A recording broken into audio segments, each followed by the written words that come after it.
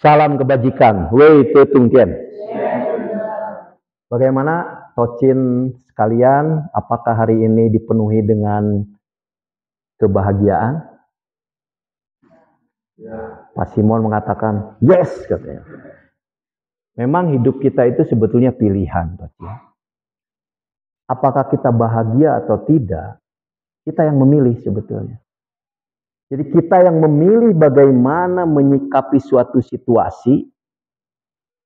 Apakah kita akan dipenuhi dengan keluh gerutu, ataukah kita akan menganggap itu sebagai satu pembelajaran buat kita yang dipenuhi dengan rasa syukur kita bahwa kita mengalami hal tersebut.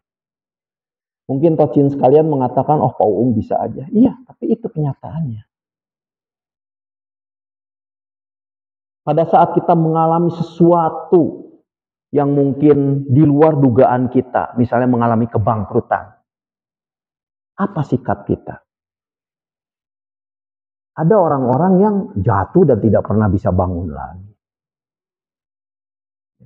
Ada seorang konglomerat ya, saya pernah baca buku, dia ditanya ya, kalau misalnya kehilangan semua harta yang dimiliki, apa yang hendak dilakukan? Dia menjawab, saya akan bekerja di sebuah restoran, kata dia, yang high class. Jadi artinya di suatu restoran yang banyak dikunjungi oleh orang-orang yang pengusaha-pengusaha sukses.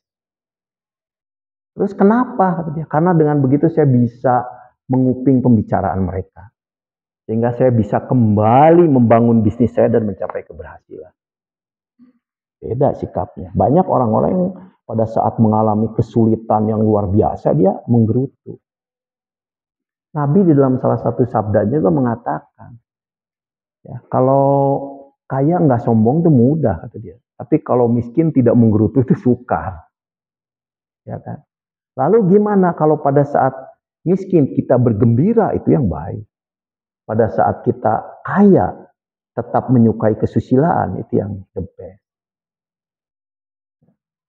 Jadi pada hari ini kita akan membahas satu topik yang menurut saya adalah topik yang abadi.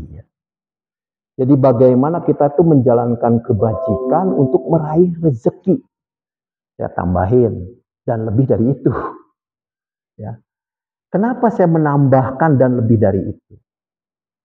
Karena orang sekarang itu lebih menginterpretasikan rezeki itu dalam arti materi.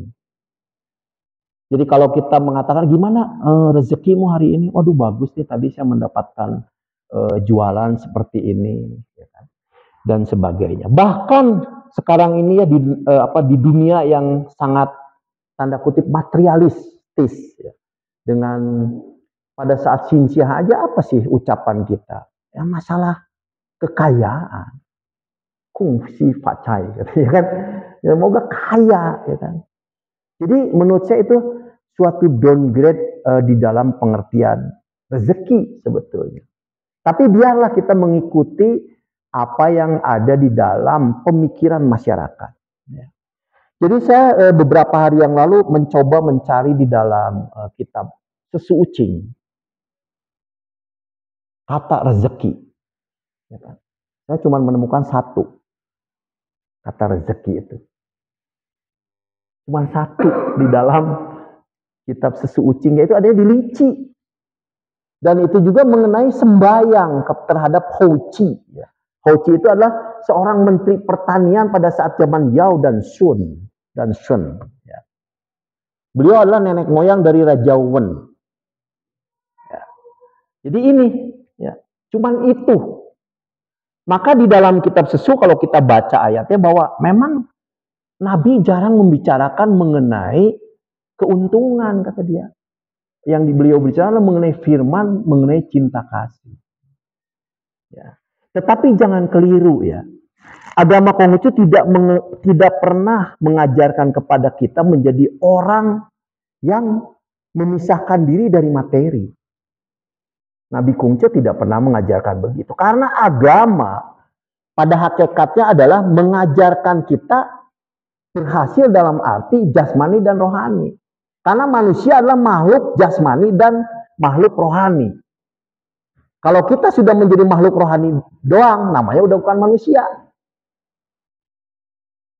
Kalau kita namanya makhluk jasmani doang juga udah bukan manusia. Mungkin namanya apa? Jadi jenazah. Ya kan? Jadi agama itu harusnya membimbing kita bagaimana.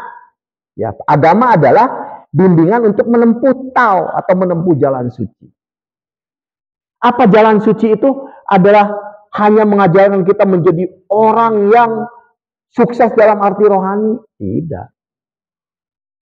Jalan suci atau tau itu bisa dimaknai dua. Yang pertama adalah the way, jalan suci. Tapi adalah suatu keadaan, tau itu. Kalau kita berada di dalam tau, di dalam suatu keadaan yang tepat, berada dalam jalurnya, kita di dalam tau. Kalau dalam bahasa modern, kalau pada saat kita in the zone, katanya. Ya, kalau kita baca buku-buku bisnis, kenapa sih orang-orang sukses